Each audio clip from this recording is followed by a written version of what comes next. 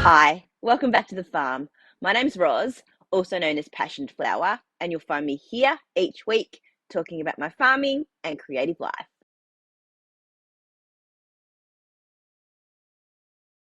I honestly haven't done a lot around the farm this week because I haven't been here for the entire week. I decided to take a little trip to Creswick as a little quiet getaway before going back to work next week.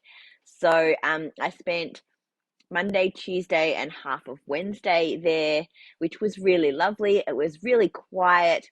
Before that, though, last Sunday, I met up with a whole big group of my knitting friends at one of their houses in Woodend, which is kind of why I then decided to go on to Creswick from there. So it's about an hour and a half-ish from Woodend to here, and then another hour to Creswick from there. And I was thinking that I might pop in up there and just spend a few days before I went back to work, and it sort of worked well in terms of I was sort of like on the way, so then I could just sort of keep going.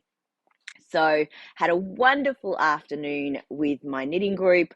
We each bought a plate and just spent the whole afternoon just chatting and eating and knitting and crocheting.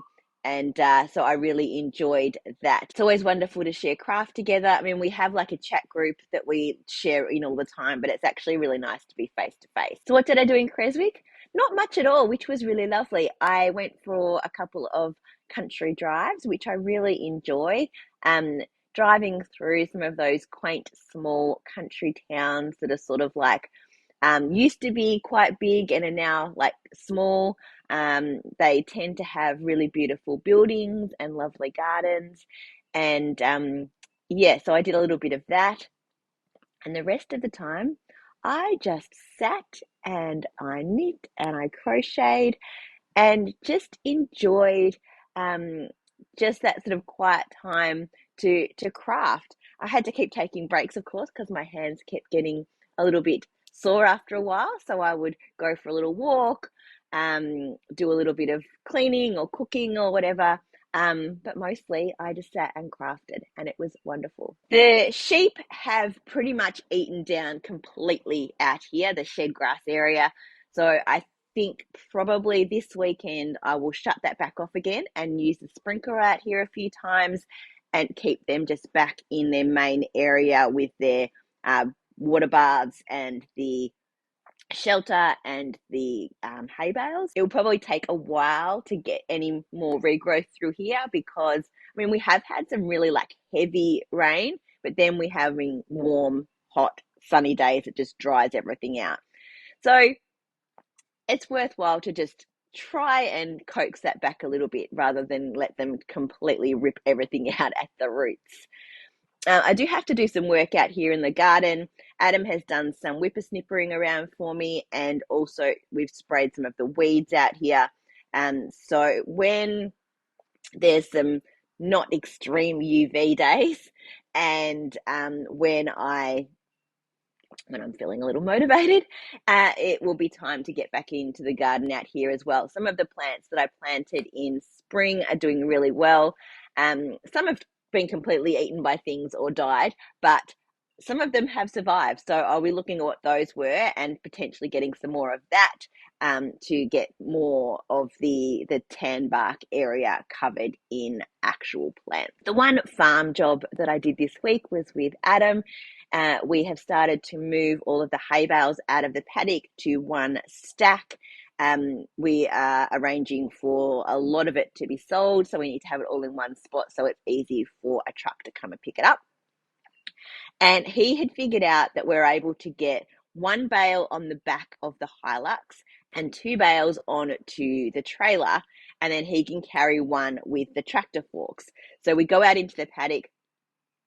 I have to kind of jackknife the trailer a little bit so that the Hilux back of the ute is facing and the trailer is off to the side so that he can get that first bale on, and then he can get another two bales on to the trailer, and then we can move them all up. So we're getting four bales moved in one trip rather than him doing one at a time.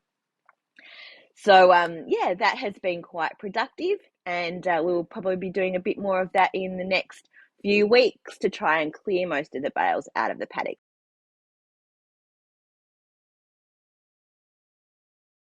As you can see, I am wearing my Tolster tee. This is the first one I made. I spoke about it last week. This is in the Queen of Cups colorway by Toil and Trouble Yarns, and it was bought for me from Circle of Stitches in Salem. And I really love how this turned out, and it's super comfortable and perfect t-shirt summer wearing. I have done a stack of knitting. As I said, I've been away, and pretty much all I've been doing is sitting and knitting while I've been watching the tennis. So first to my Pescadero by Amy Herzog. I am using Fluff and Nonsense Tibetan singles in the Sage Advice colorway. It's a 65% superwash merino, 20% silk, 15% yak. And I am up to the shaping of the back sleeves. There. That's the almost the full back done. It's going to block out beautifully. The fabric is lovely, and the colorway is just absolutely gorgeous. I have not alternated skeins, and I don't think I'm going to. There is enough similarity, but also enough variation through these skeins that it's not going to be an issue to just use them one at a time. I've got 3, and I've still got quite a bit of this one left. I was worried that I was going to be close, but it doesn't look like I'm going to be. But I've still got quite a bit to go on this. That's probably about halfway through the shaping, and it's looking really beautiful along the edge there. And these raglan increases, no, they're raglan decreases, are done in a inconsistent manner, with the idea that the shaping will make for a better fit around the shoulder. I've done a little bit of measuring. My row gauge actually seems much better than my stitch gauge in this yarn, which is quite interesting. And I'm looking on track to get the right length here. So I'm going to do the rest of the raglan decreases and then see how it fits on my underarm. It's actually the back, but on my underarm. And if I need to do a few additional plain rows at the top, I think that's how I will make sure that it's going to fit me properly. So this is knit flat, so I've been doing knits and pearls. It's also a very fine yarn. So what I've been doing is alternating this with another project, which I'll show you shortly, just so that I can give my hands a bit of a break. And also a difference between knitting flat and something that's knit in the round. So that is the Pescadero. Before my next knit project, which is new on the needles, I will show you my crochet amigurumi project, which is Tato the Troll. I had finished the body last time, and I've done the sewing up in there. I have done 2 eyes and a nose and 2 ears. And I'm happy with all of these. I can't work on this for very long because I do hold everything very tightly, and it starts to hurt my wrist and my hands over a time. I am now struggling with the horns. This was my first attempt, and it's very gappy. Can you see those holes? And it doesn't look like the right shape, like compared to the pattern. It should be like broader at the top. I don't know. So then this is my second attempt, which is like halfway through, and it's looking the same. So I don't know, at least I'm consistent, but I don't think that I'm not happy with this so far either. So crochet is a struggle for me. Well, no, not a struggle. It's a new challenge, and I would like to do it right, or at least to a level that I am pleased with. And this just doesn't look correct to me. It looks way too pointy, and just, yeah, it's a struggle. So I have not worked on this for the past day or so. I am thinking what I'll do is I will pause on some of these tinier bits, and I will do the arms and the legs, and then I will come back and hopefully by then I have worked out some of my tension issues and I'm able to go with this. It may be the yarn or the cotton that I'm using. It might be a little bit different. It doesn't feel all that different, and I think it's the same weight. It looks very similar, but it's just not turning out. So rather than completely chuck it aside, I'm going to work on some of the other body pieces and then come back to these more intricate pieces after a little while. Before going to my knit group on Sunday, I decided that I'd cast on something that was like super easy to work on, something in the round, but I didn't feel like knitting on socks. So I cast on the Grassland tank. I don't know who it's by, sorry, I'll put it up on the screen. I am using the Cowgirl Blues Merino sock in the Faded Rose colorway. And I'm using KFI Luxury Collection Indulgence Sport hand painted. It's 100% superwash wool, and it's in the I don't know what the colorway name is. I can't see it anywhere on here. Here we go. In color 11, which is Villa de Carle or something. It's a really pretty variegated colorway. I wound it by hand because it was super hot outside and I didn't want to go out. So I just sat and had it over my legs and just wound it into a ball. And it's a sport weight tank knit from the bottom up. Looks like it'll be really nice easy to wear, like with a bra, like not having to like wear a racer back or anything like that.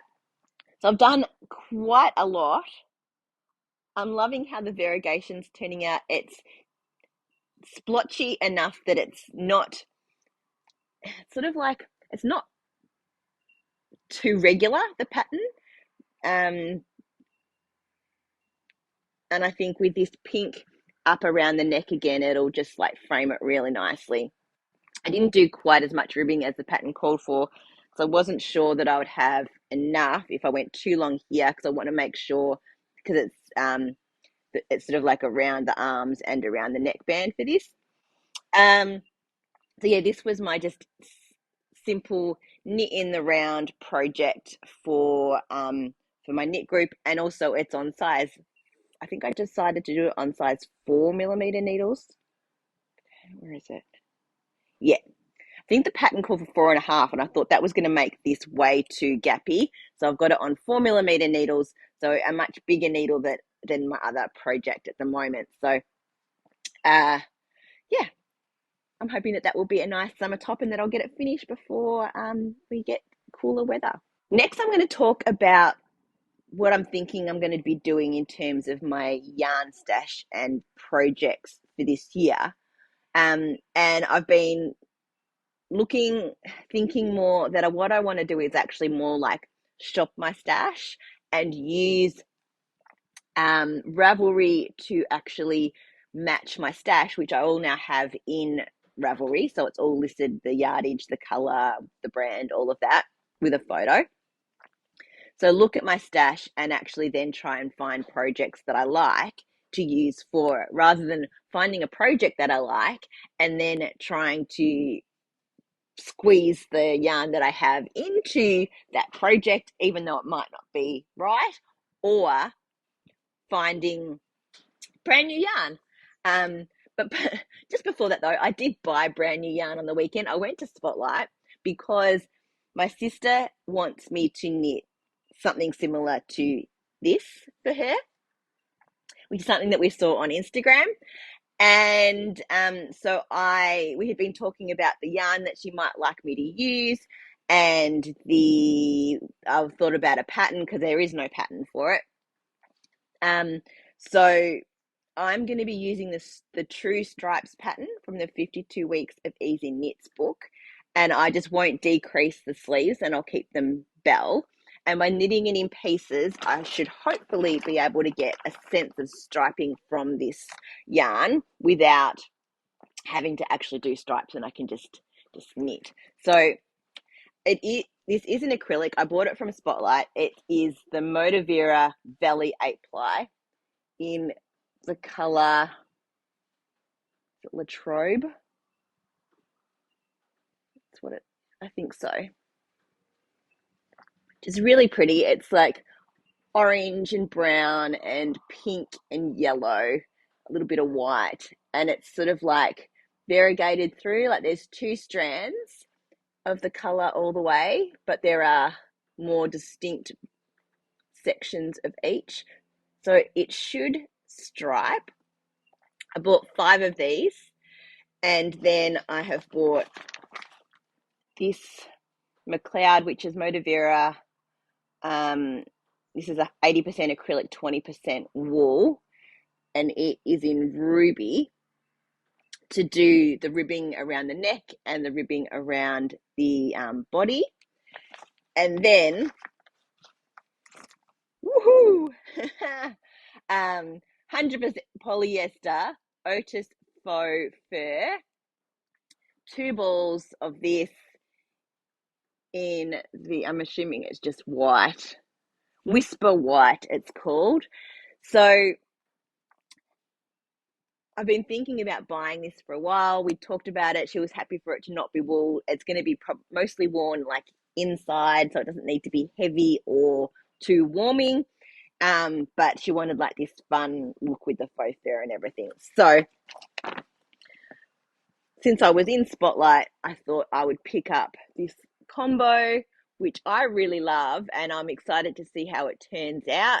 It's not going to go on the needles straight away because it will be a bit like big and warm, but now I have the yarn, so as soon as the urge takes me, I can get started on that one. Okay, so a lot of people at the moment, start of the year, end of the year, all that kind of thing, are talking about knitting resolutions and no stash buying years and using their own stash and all that kind of thing. So I've been sort of reflecting on that as well. I don't want to say that I'm doing like a resolution or whatever, but I've been thinking about it for a little while. And my plan is to use my stash that I have on Ravelry to go into my queue and create projects that I think will work with the yarn that I have, rather than find a project that I want to make and then work backwards and try and fit the yarn into the project. So I have been playing around with my queue a little bit. I will leave a link below to my queue if you want to go have a look. What you can do within Ravelry is actually, once you add a project to your queue, you can choose to use stash yarn, and it will allocate that stash to that project. Now you can allocate that stash to multiple projects, and then when you're ready to go make it, you can look and see if that stash is still available, I guess. So that's kind of what I've been doing, and that's how I decided upon making Pescadero. I looked specifically for that yarn composition and the amount that I had, and that project came up and it looked like it would be a really perfect fit. So I cast it on. So I'm doing that with most of my sweater quantity amounts, but also with other bits and pieces. Like I've got some like gradient kits of mini skeins that I've allocated to some potential projects. I have put some scrappy projects in that queue that just to keep that in my mind so that there's something that I could use for smaller bits of yarn. And it's been really good. Like we've been, as a like at my knitting group, we're sort of talking about what we were wanting to do, and a few of the ladies are doing the sock surprise sock stash down, I think it's called, that 11:1 Windmills is hosting, where they have wrapped up sock sets, and then each month they're pulling one out to like surprise themselves with a sock set for knitting that month, to use stash yarn rather than buy new sock sets, because we all get tempted by the bright new and shiny. And look, I appreciate that, and as a yarn dyer, I obviously want people to buy my yarn, but I don't want it to necessarily just sit in a cupboard and not get used. I buy indie dyed yarn because it's beautiful and I love it. And but I do want to use it. And I think it's sort of like the whole, why buy a beautiful candle if you don't burn it? Why buy beautiful crystal glasses if you don't drink out of them? Um, it's sort of, look, buying stash is definitely a whole activity on its own, and it does bring you a lot of the endorphins and the joy, and they're beautiful things, and you add it to a collection. And I have my yarn in a clear cabinet where I can see it, although it's getting a little bit on the messy side because everything kind of just gets shoved in. So having the stash in Ravelry makes it much easier to see, to be able to look at it a bit more analytically in terms of your yardage and the colorways and the composition and the weight and how it would work in projects. And then being able to then go, okay, I've got this DK yarn that is in an oatmeal color, and I have, I don't know, 1,600 meters. How do I find a project to go with that? So then do an advanced search in Ravelry, putting all of those parameters into the search, and then what spits out, you can then go through and filter yourself to find projects that appeal based on all of those things.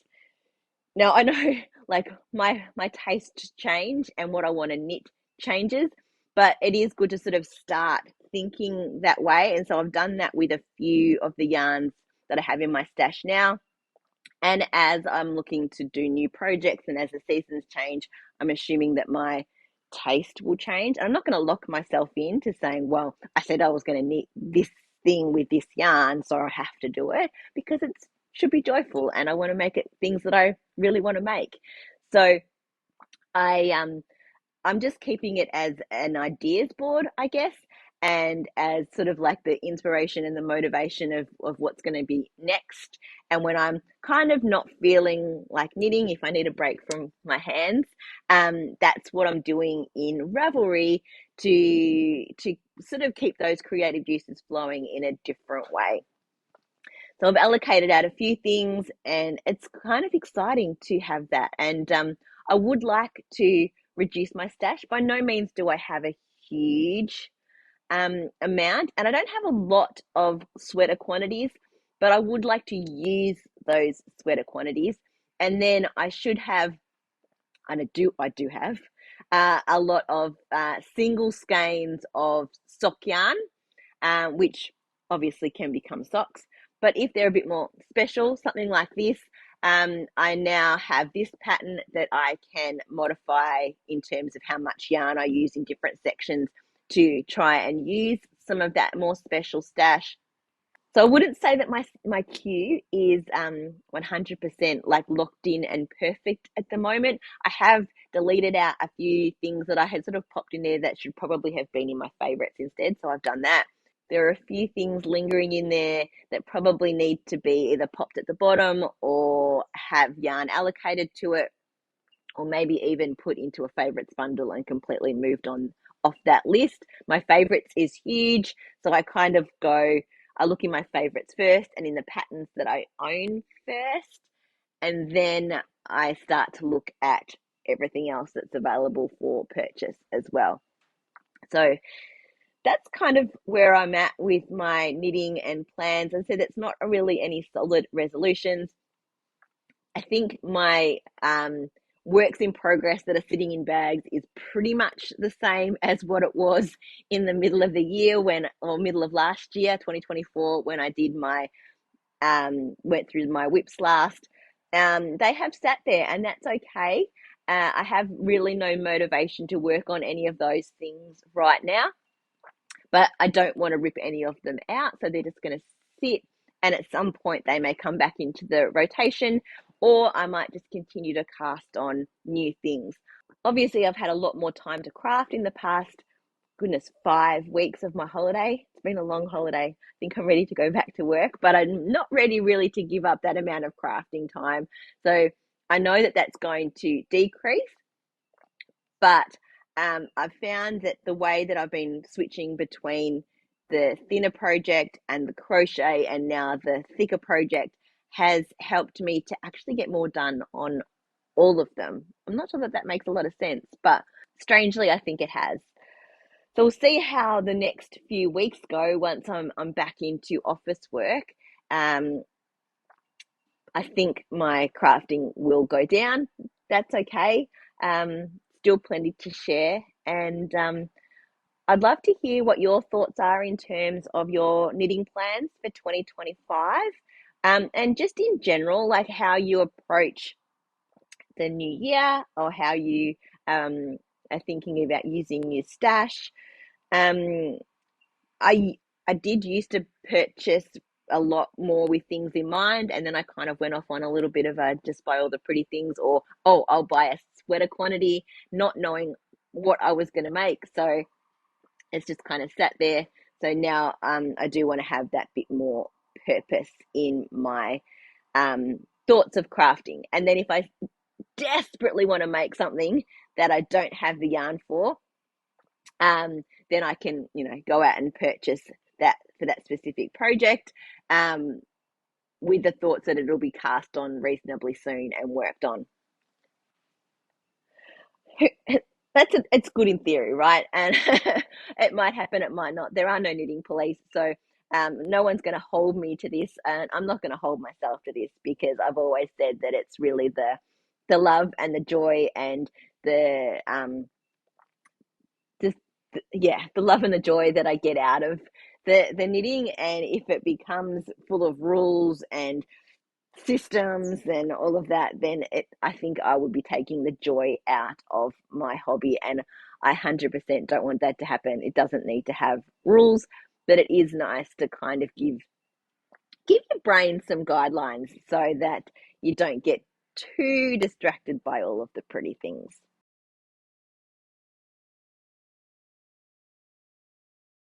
That's it for another week. Thanks for spending some time with me. If you're enjoying these videos, please give me a thumbs up and subscribe to my channel. I look forward to seeing you next week on the farm. Bye.